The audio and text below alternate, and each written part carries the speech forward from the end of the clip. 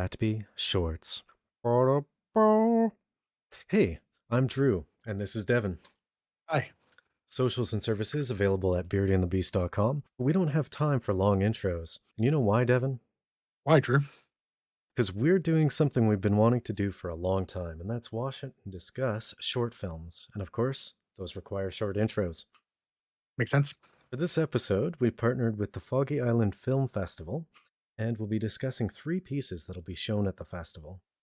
This online film festival will be free and streamed on Twitch at twitch.tv/Foggy Isle Films, October 2nd at 6 p.m. PST.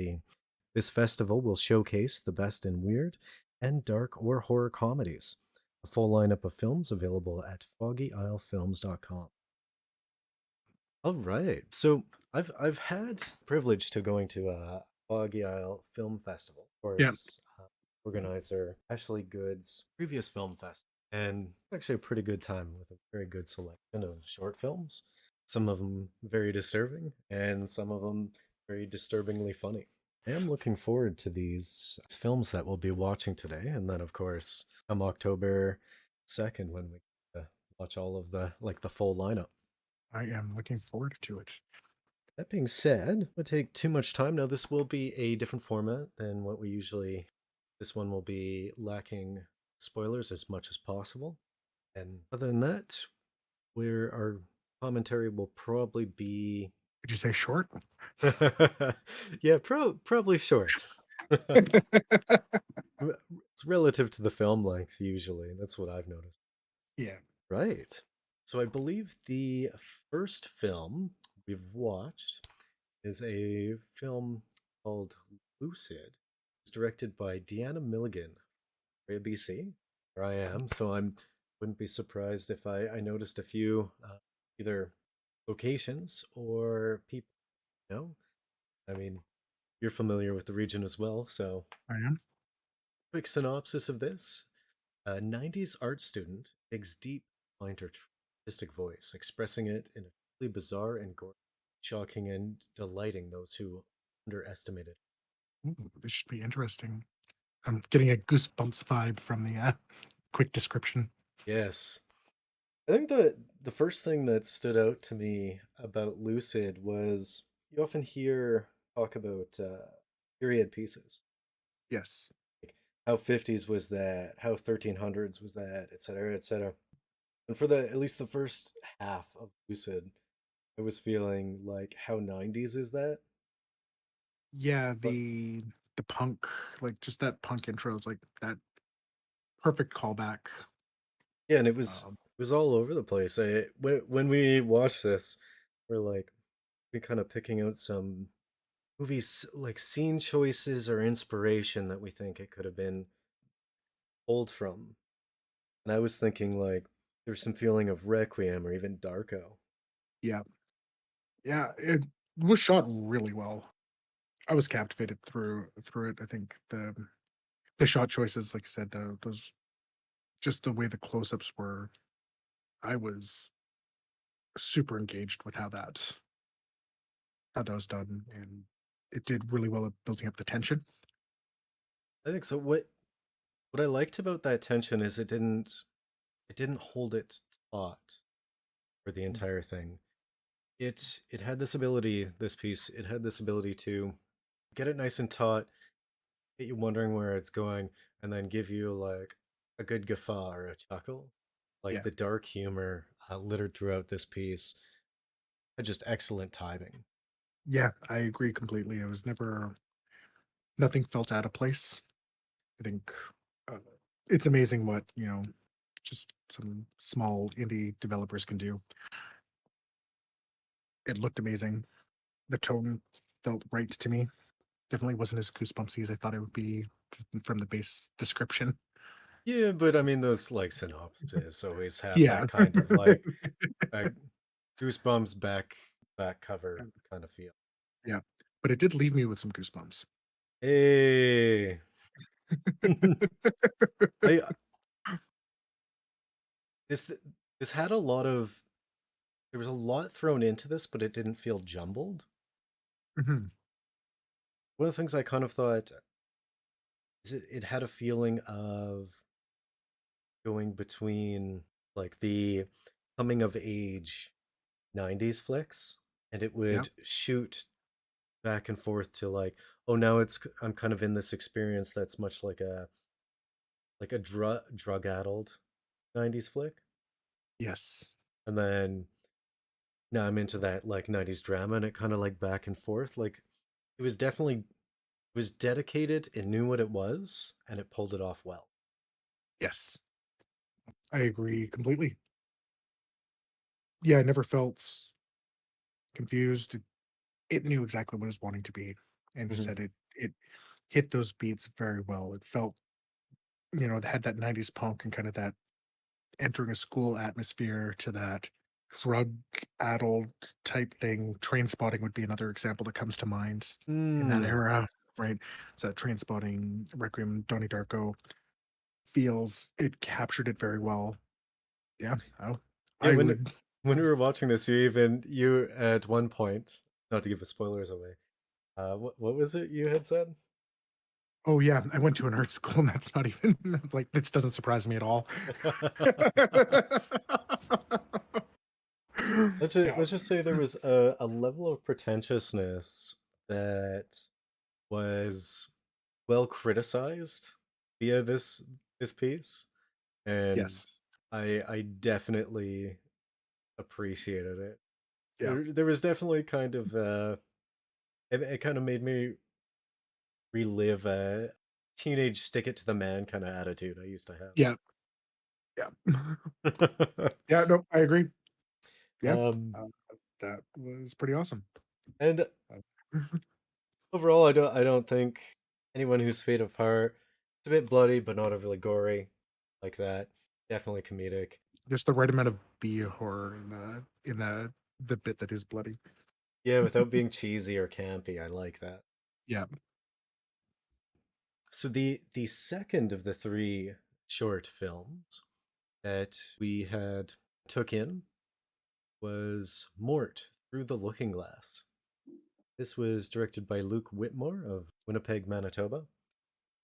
Unfortunately, I'm not very familiar with Manitoba, except the time drove through it to get to a ska festival in yep. Wisconsin. I spent Uh, a few days in downtown Winnipeg. That's about it. hmm. So this film is about an unemployed office worker during the COVID-19 pandemic. Takes some much needed time to reflect while reinventing the perfect work. Is a glorious, hilarious take into just someone going a little off with all of the self-isolation that's happened. Uh, nice one-man show. I was laughing throughout.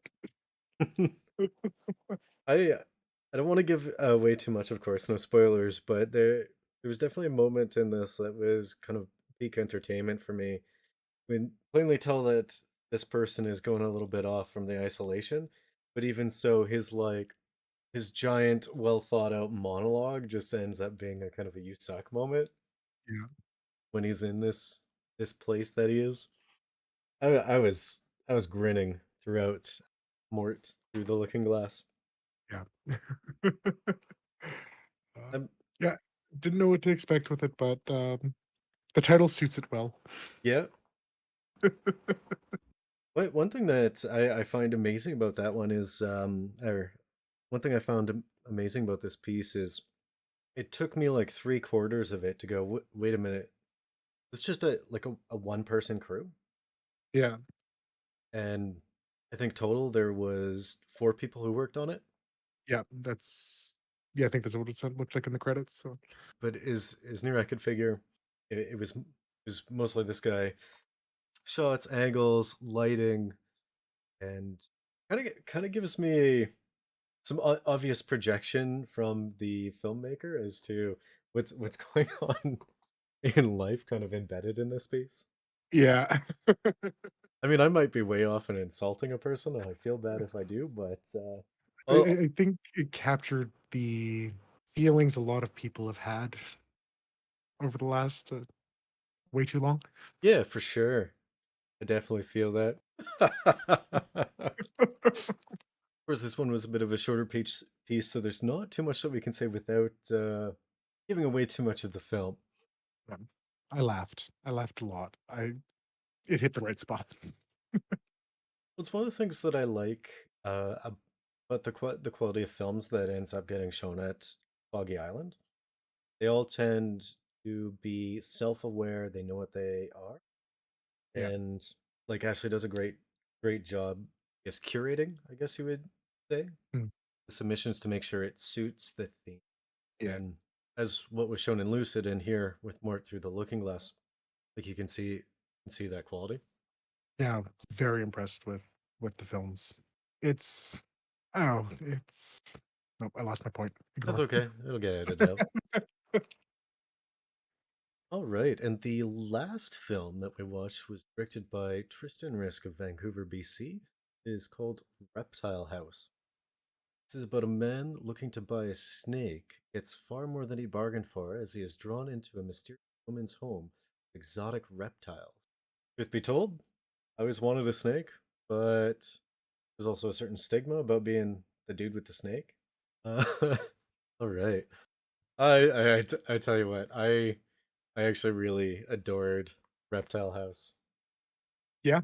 It's Um there's a there's this like entertainingly campy quirkiness to mm, it. simple, straightforward. I actually got almost some Buffy vibes.